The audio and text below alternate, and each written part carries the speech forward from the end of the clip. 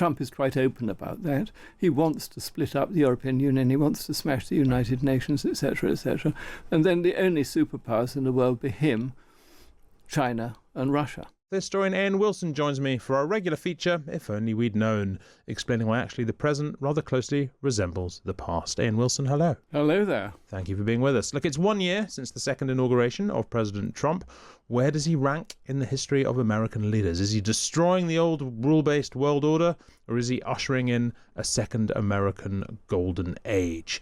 Look, Ian Wilson, Trump's impact on the world order has felt substantial. Yeah. How does it compare to leaders during, after the Second World War, during the Cold War, Vietnam, etc.? Is it as substantial as it feels, or are we just coming out of a kind of sort of drab, unchanging time? Well, we're certainly coming out of a drab, unchanging time.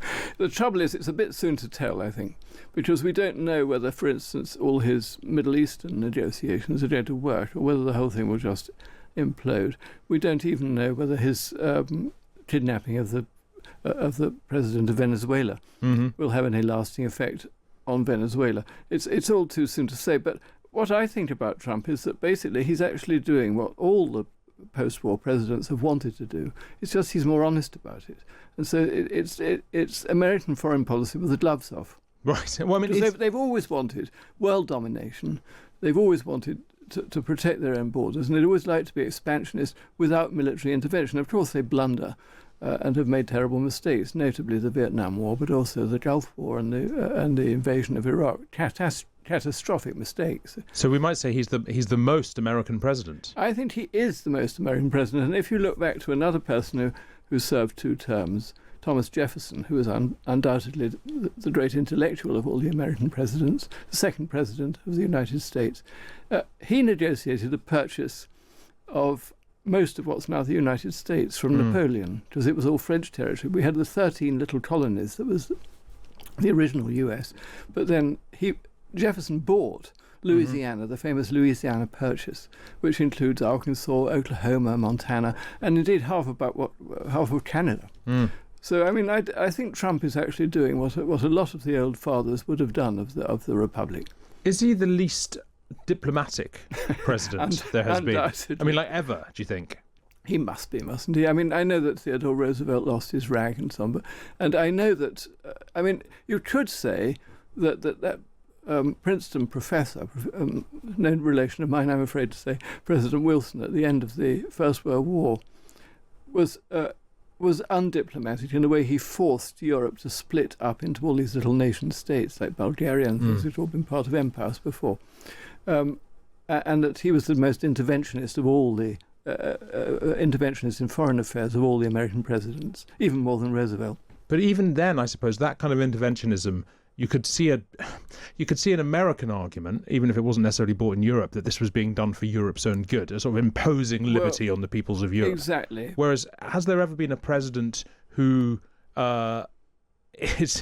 basically seems as unreliable as an ally as Donald Trump does? No, that's a very good point. I don't think there's anybody who seems as unreliable. But going back to your point, I think most of American foreign policy, certainly since the Second World War, perhaps since the First World War, has been based on humbug.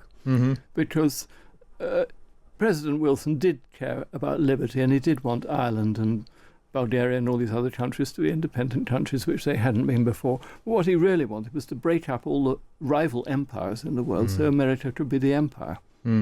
And Trump is quite open about that. He wants to split up the European Union. He wants to smash the United Nations, etc., etc. And then the only superpowers in the world be him, China and Russia.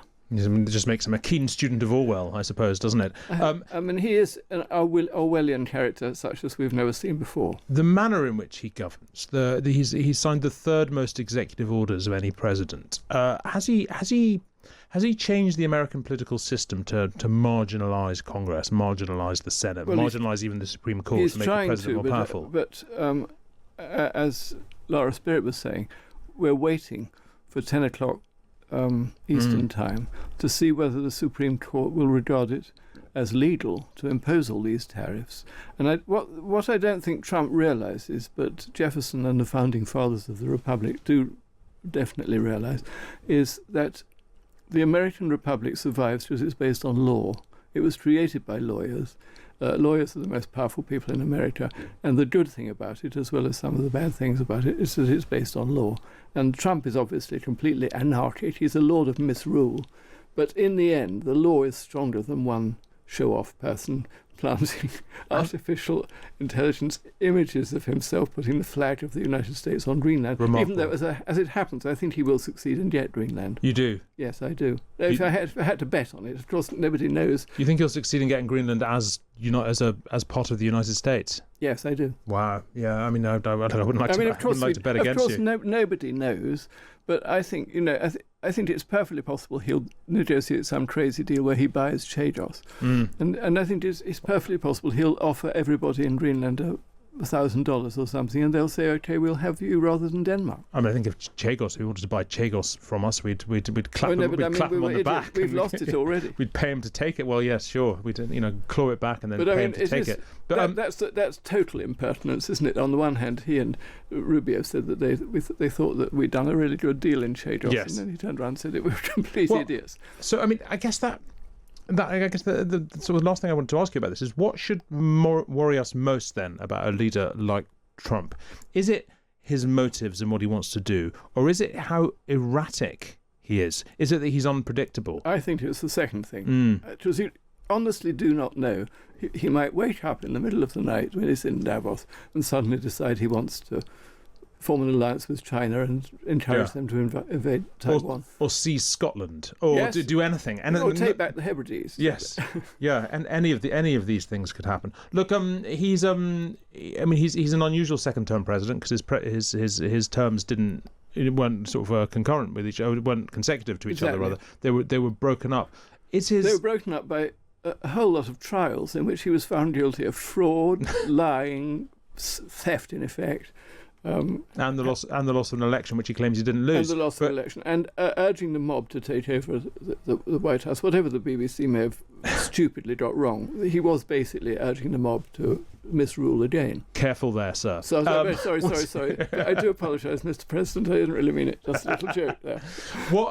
Look, finally then, how do you think we'll remember him? Is it too early to say because we don't know what effect all this stuff's going to have? Him. Yeah. And it depends how he dies. Because, all this is motivated. I'm speaking as a very old person too. But he's old, and he's an old man in a hurry. He wants to leave his mark. And when you're his age, you're aware of the fact you're about to die. You're close to death. So he's got nothing to lose. But we'll certainly remember him. And, let's be honest. Well, journalists love him because you never know what's happening next. It's all tremendous fun as well as terrifying.